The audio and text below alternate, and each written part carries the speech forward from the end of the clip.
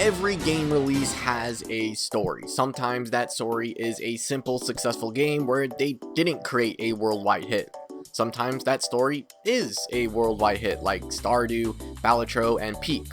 Sometimes that story is the most garbage game to ever conceive, and it continues to stay that way. Hey, at least Battlefield 6 looks pretty good at the moment. Obviously, this game that we are going to talk about had a pretty bad reputation when it first had been released, but thankfully, the developers, the company, and the players didn't give up on the game, and that game is Cyberpunk 2077. Holy crap, was the release a hot mess, and there were many factors that made it happen that way.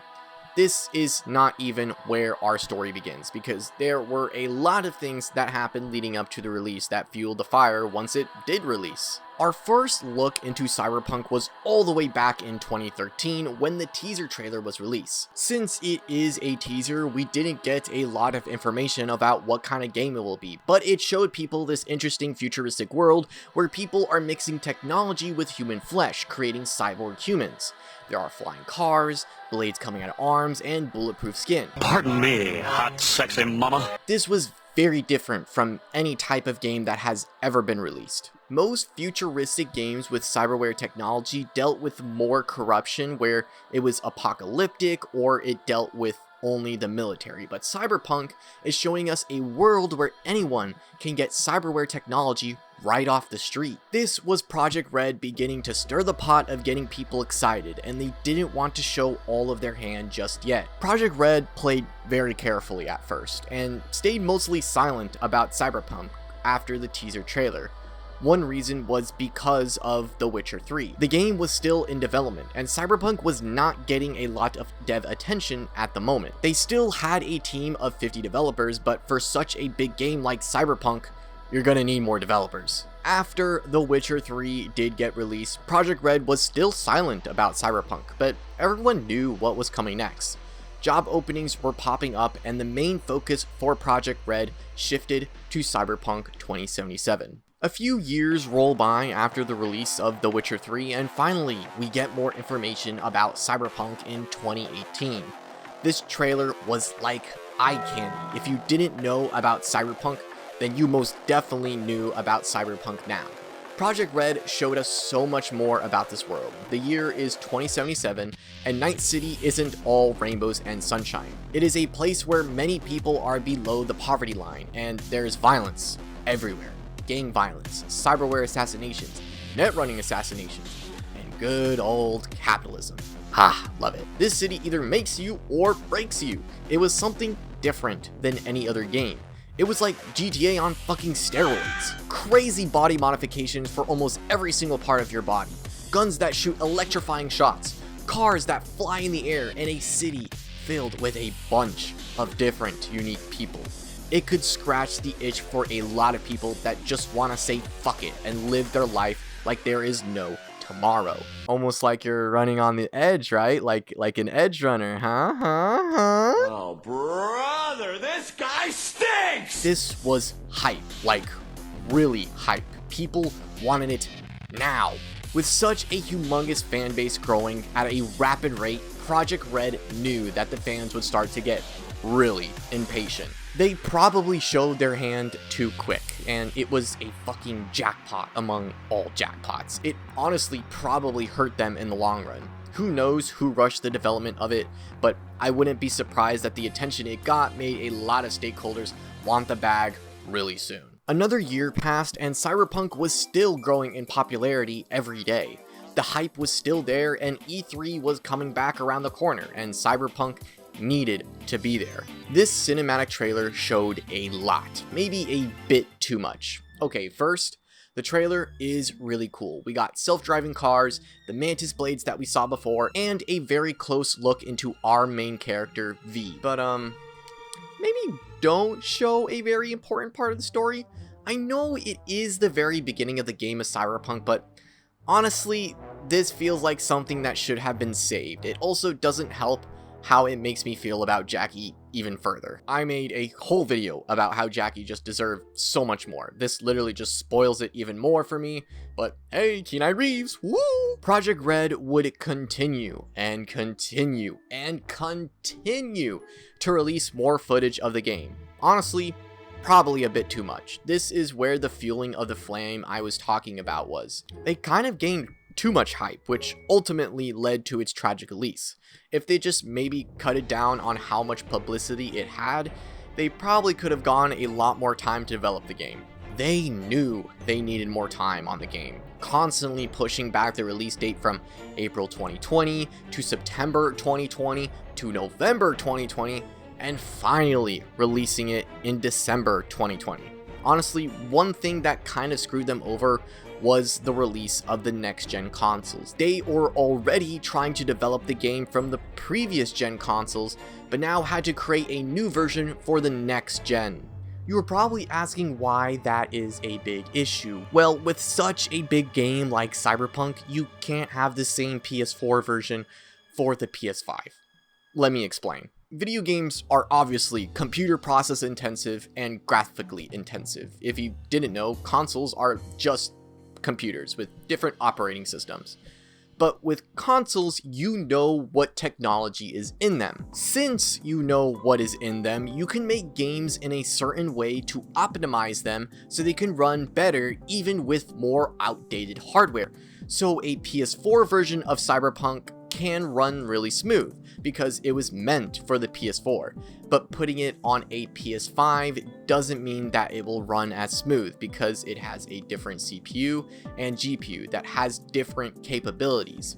Those optimizations could actually decrease performance for those parts. This wouldn't matter as much for games that aren't as crazy intensive, but AAA games usually have to create 3 different versions for PC, Xbox, and PlayStation because they are intensive. A PC would usually get the bare bones of the game where it doesn't have any optimizations included into it because every computer is different with their CPU and GPU. It doesn't mean that the developers can't optimize the game in other ways, but in other ways, just leave it to Nvidia and an AMD to figure it out. For Xbox and PlayStation, it is the job for the developers to create those versions that have all the optimizations for those specific consoles. I don't know how much extra time it takes for developers to do this, but next-gen consoles like the PS5 just came out, so obviously they need to create a new version.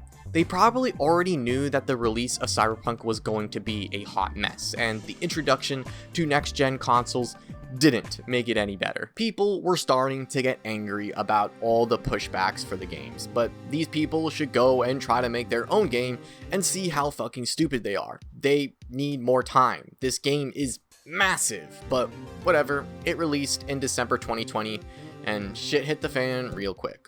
Major backlash from the community because of the constant issues with performance of the game, major backlash from the community because of the constant game-breaking glitches, major backlash from the community from promised game mechanics that weren't put into the game. I really wish I could point fingers at someone to blame for this terrible launch, but every single part of Project Red and the fan base gets some type of blame.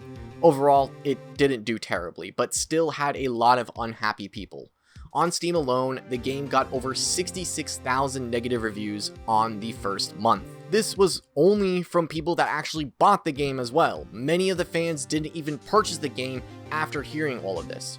Project Red stated that this was not the end for the game though. They were gonna fix it to what they wanted it to be. 2022 is a very special year for Cyberpunk. We are only 1 year away from Johnny dropping a nuke in Night City, and 55 years away from actually living in a corporate colonialism world. I don't know about you, but that dark future is looking more realistic every year, with the rich getting richer and the poorer getting poorer. But who am I to say about that? I'm just a 24-year-old computer nerd that can't land a sneaking tech job because of AI. I will probably never purchase a house, and I see more and more money being thrown into spots that don't help me to get where I need to be, or help the human population, period. Maybe I am Johnny Silverhand. Hey, sometimes the things that he says are kind of ringing some bells and making me think he isn't such a bad guy, even if he killed a bunch of people with a nuke. What? Okay, maybe he is a bad guy, but if you subscribe, maybe I can actually own a house and not be Johnny Silverhand. It is free, so why not help me make more amazing content? But 2022 is special because of the Netflix animated series of Cyberpunk Edgerunners, another glimpse into this amazing world. This anime was really good, and it showed, with the sales of Cyberpunk 2077 jumping 18% in that year. The game wasn't at its peak just yet though. A lot of the issues the game had were fixed, but there was a major update still coming.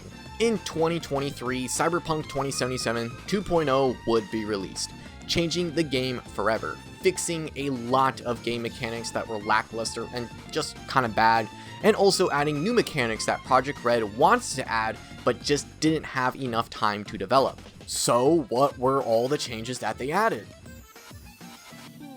Well shit, Project Red, bravo! Let's go over some of the big ones that I think would pique your interest.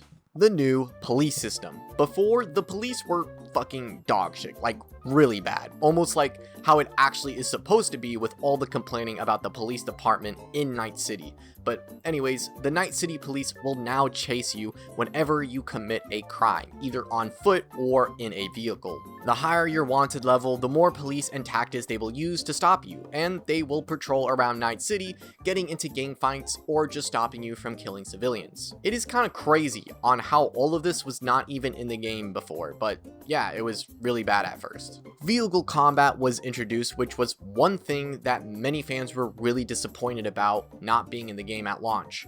You can now pull out your gun while driving, vehicle tires can be popped with bullets or slashed with swords, new perks were added to the vehicles so you can exit them with stylish cool ways, and use your cyberware like the Santa Vistan while driving. You can also encounter gangs in cars that could start a chase with you if you bump into them. All AI got major enhancements to NPCs driving, combat related tasks like Netrunners actually doing Netrunner things, and overall improvements to capabilities they have, like if an enemy has a Santa Vistan and you have one as well, he will turn his on when you turn yours on. One last thing that I would like to bring to light is how the power scaling of the game works now. Before, every single part of the game had their own power level, basically cutting you off to certain areas unless you want to have a hard time.